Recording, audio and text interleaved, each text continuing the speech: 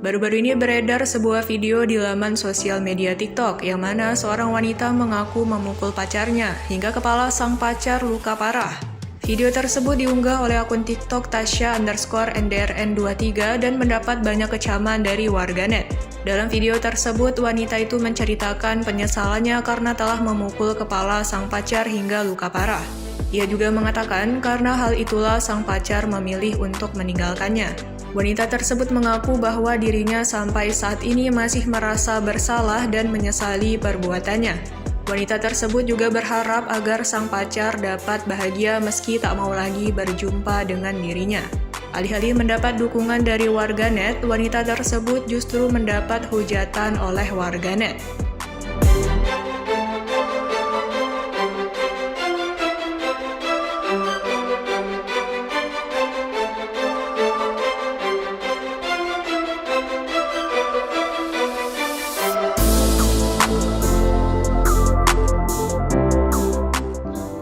Kalau gue boleh cerita, penyesalan terbesar apa yang terjadi dalam hidup gue adalah ini.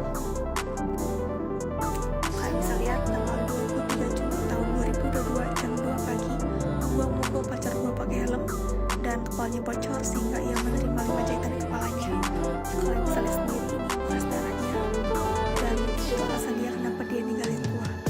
Sampai saat ini gue masih merasa bersalah dan menyesal. Mungkin karena gue gak bisa ketemu dia langsung dan minta maaf secara langsung karena dia gak mau ketemu gue. Tapi ya, gue harap sekarang dia bahagia walau udah gak sama gue lagi. Terima kasih sudah nonton. Jangan lupa like, subscribe, dan share ya.